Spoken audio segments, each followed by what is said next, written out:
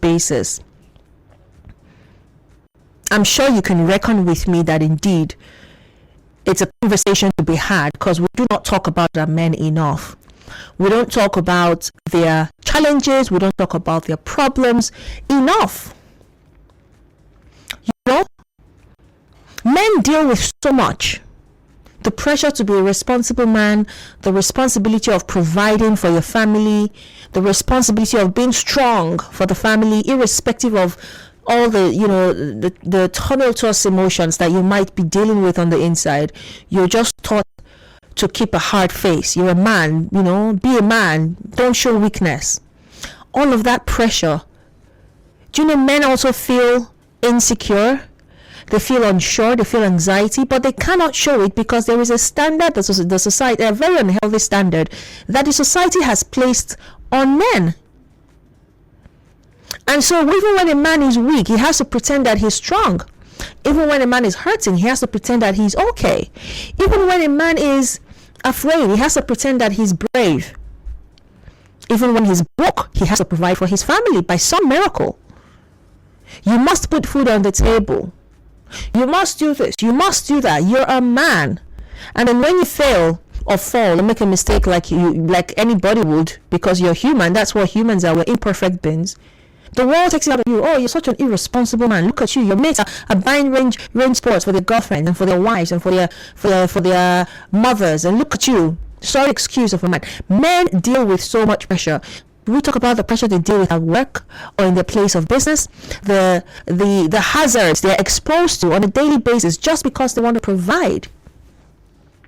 And most importantly, they do not have that escape route. For women, it's easy to just, speak to somebody. Oh, I'm feeling so bad. I'm feeling this, and then you're allowed to pour out your emotions. You cry it out. You ease your chest. You let things out. You breathe. But for men, they hardly have such opportunities. When a man goes to his fellow man, they say, guy, this thing they worry me. They say, be a man. Yeah, you're not a man. Be a man, toughen up. And that's it. He's shut down. And then tomorrow when he's feeling a certain kind of way, he cannot express himself because there is that expectation of a man that you must be tough. And so when you actually take a look at it, you find that it's so hard. It is so hard being a man. It is so hard being a man. A man loses his mother. He's told not to cry. Be a man. A man loses his wife. He's told not to cry. Be a man. He loses his child. He's told not to cry. Be a man. He loses his job. He's told, be a man. Do not cry. He goes through pain. He's robbed. He's attacked. He breaks a leg, for example. He's told, be a man. Do not cry. He faces abuse. Do you know how many men actually deal with domestic and verbal abuse in their marriages and their homes? But he's told, be a man. He knows that if he comes out to say, my wife is abusing me, he's going to be laughed at. And say, so my woman, they abuse you. You don't be man, no.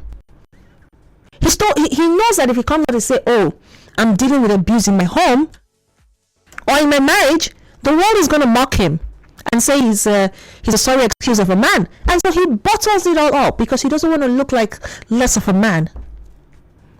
So imagine what happens to a balloon with all the pressure in it.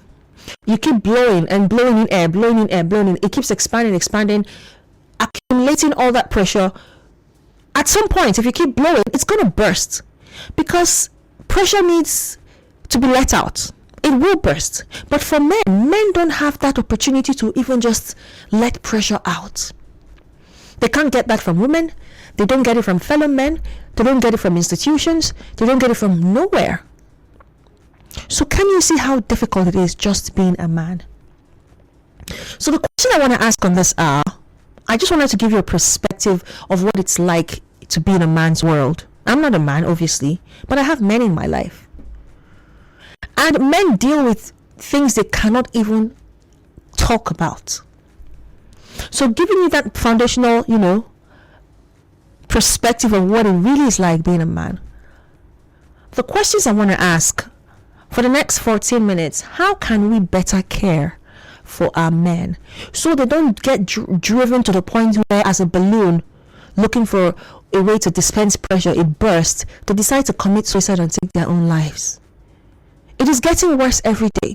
1 out of 3 men die by suicide. 1 out of 3, that's a staggering figure.